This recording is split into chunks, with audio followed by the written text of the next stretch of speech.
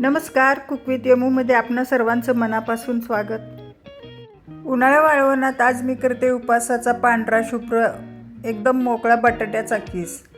खायला मस्त कुरकुरीत आणि चवीला तर एक नंबरच. कसा करायचा ते बघू.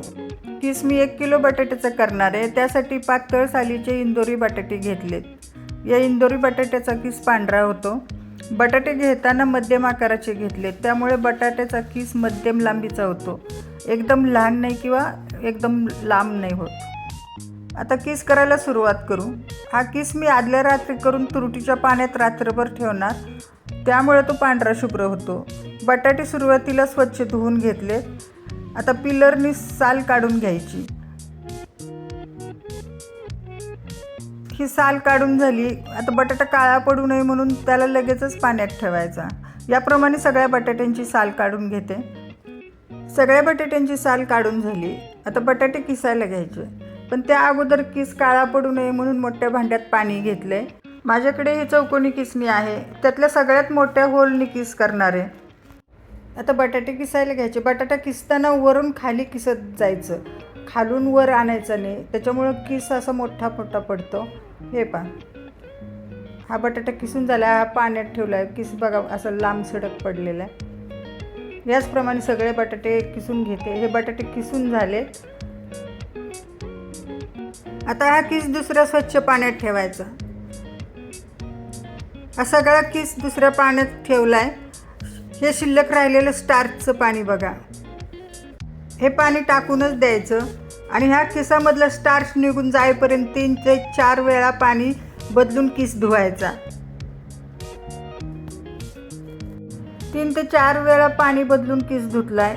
रात्रभरासाठी पाण्यात कुकरमध्ये झाकून ठेवायचा, पण त्या अगोदर त्यामध्ये सुपारी एवढा तुरटीचा खडा टाकलाय, तो हलवून झाकण ठेवायचं.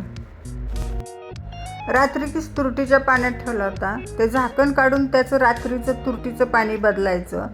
म्हणून किस दुसऱ्या भांड्यात ठेवून लगेचच त्यात भरपूर पाणी घालून ठेवायचा. किसात भरपूर पाणी घातलंय. आता दुसरीकडे किस शिजवण्यासाठी कुकरमध्ये 2 लिटर पाणी घेतले. कुकरवर झाकण ठेवून कुकर मोठ्या गॅसवर पाणी गरम होण्यासाठी ठेवलाय. 5 मिनिटं झाले. पाणी गरम झाले. झाकण काढू. आता सुरुवातीलाच गरम पाण्यात मीठ टाकून हलवून घ्यायचं. मी इथे 3 टीस्पून मीठ घातले, ते अगदी बरोबर होतं. मी इथं टाटा मीठ वापरलं आहे. मीठ हलवले, त्यामध्ये लगेचच पाण्यात ठेवलेला किस पाणी निथळून टाकायचा. सगळा किस टाकून झाला आहे. झाऱ्याने सगळ्या पाण्यात तो मिसळून घ्यायचा. किस टाकल्यावर पाण्याचे टेम्परेचर कमी झाले. पाण्याला लवकर उकळी येण्यासाठी कुकरवर झाकण ठेवले.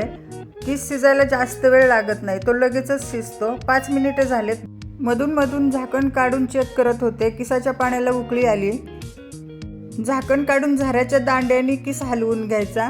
आता किस शिजलाय का ते चेक करू. हे बघा, लगेच तुकडे पडत आहेत त्याचे, म्हणजे किस शिजलाय.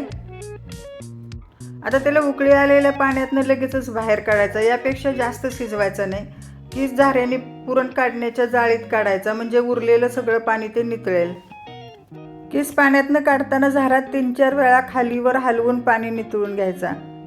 कुकरमधला सगळा किस काढून झालाय. आता तो उन्हात सुकायला प्लॅस्टिक पेपरवर टाकणार.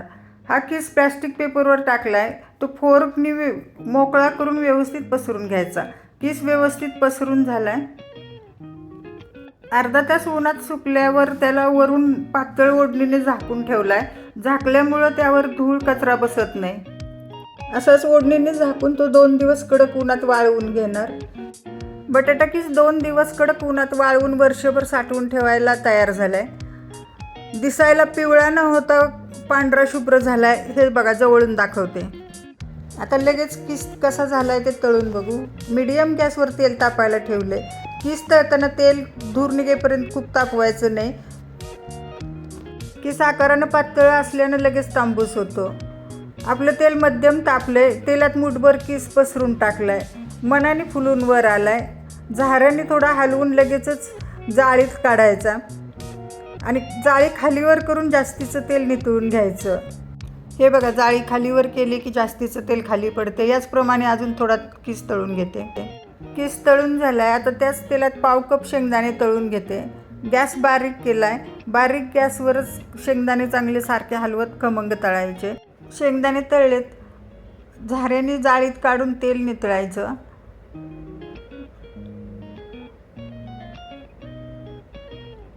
हे बघा, जास्तीचं तेल खाली पडते. तळलेला किस आणि शेंगदाणे प्लेटमध्ये काढलेत. याला आपण थोडंसं मिरची पावडर आणि साखर घालून चटपटीत करणार आहे. मिरची पावडर आणि साखर घालणं कम्प्लिटली ऑप्शनल आहे, पण त्याच्यामुळे चिवडा खायला छान लागतो. यात आता चवीनुसार मिरची पावडर टाकायची, ती हलवून घ्यायची. आता शेवटी बारीक साखर पण घालायची आणि ते भांड्यात चांगले मिसळून घ्यायचं दोन्ही एकत्र. हा उपासाचा बटाटा किसाचा चटपटीत चिवडा तयार झाला आहे. आता जास्तीचं तेल नितळण्यासाठी टिश्यू पेपरवर ठेवला आहे. हे बघा, बटाटा किसाचा चिवडा तयार झाला आहे. चवीला अगदी छान झाला आहे. आता तो किती कुरकुरीत झाला आहे ते मी तुम्हाला खाऊन दाखवते.